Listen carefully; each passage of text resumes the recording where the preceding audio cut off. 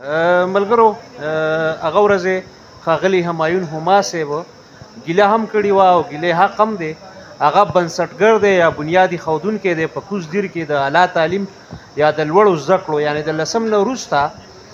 چا چې په هغه سخت وخت کې په 60s کې په 70s کې دلته کالج بنیادي ښودی دی په حیثیت پرنسپل، په حیثیت استاز، یو بنسټګر دی. لنډه خبره دا چې د ګورنمنټ ډیګري کالج ته مرګري چرته چې موږ زیاتره خلکو زیاتره ملګرو لږې ډېرې زده کړې کړي دي، دا د هغه حق جوړېږي دغه ګیله په سر سترګو سره د دې چې په دې مختصر تحسیني یا په دې مختصر تایید او تحسین به دغه ګیله هم ختمه نه شي او دغه حق به هم ادا نه شي. خو بیا هم موږ که لږې ډېرې زده کړې کړي دي موږ ته مقابل او شوي ده، نو دا د دغه ښاغلي استادانو برکت و چې په هغې کې همایون هما صاحب په سر ځکه دی چې د هغه ادبي علمي کردار د هغه لیکونه پښتو ادب ته او قام ته ولس ته او بالخصوص تعلیم ته د هغه ورکړې او بخښنې چې دي هغه د نه هېرولو دي. نو د دغه خپل استاد او د دغه خپل یعنی لارښود او د دغه خپل مشر دغه په ژوند باندې دغه یو څو لفظونه سره د دې چې موږ څه کامیاب خلک نه یو، خو بیا هم که 2 ټکي ویلی شو نو په هغې کې د ښاغلي همایون هما صاحب د دغه بنیاد ایښودلي بنیاد یعنې ډیګري کالج ته مرګري یو کردار دی. باید ویستا یو معراج به په دې حواله خبرې وکړو. ډېره مننه سر چې خاطر چې تاسو خپل تمهید کې ووې. ښاغلی چې کوم دی سر ډاکټر همایون هما صاحب نه صرف یو دانشور دی او لیکوال دی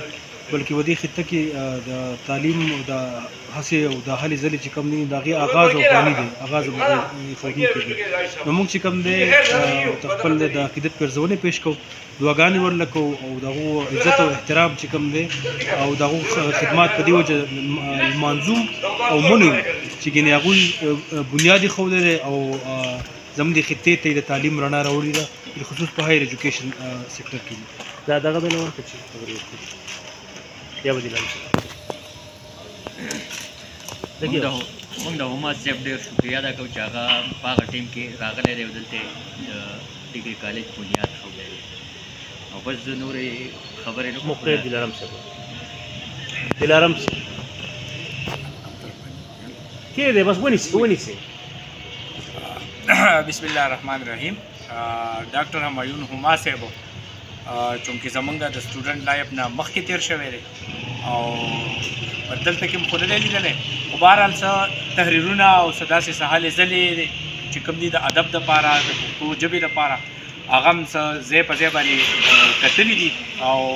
د مشرانو نه مو اورېدلي دي چې یاره د فتح مرګره کې د پوسټ اوس چې کوم پوسټ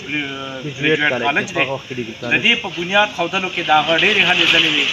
د یو ځای بل ځای پورې ګرځېدلی دی، منډې ترړې والي دي، د خلکو ایډمیشن او د هغوی انرولمنټ او د هغه کالج ته د راتګ او هلته کې موټیویشن کولو کې د ده ډېر لوی کردار دی.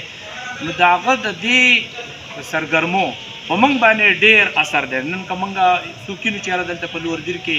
تعلیم دی یا خلکو سبق ویلی دی نو په دې کې د هغه ډېر زیات کوششونه او ډېرې هلې ځلې شامل دي. نو موږ له پکار دي چې موږ د هغه ادب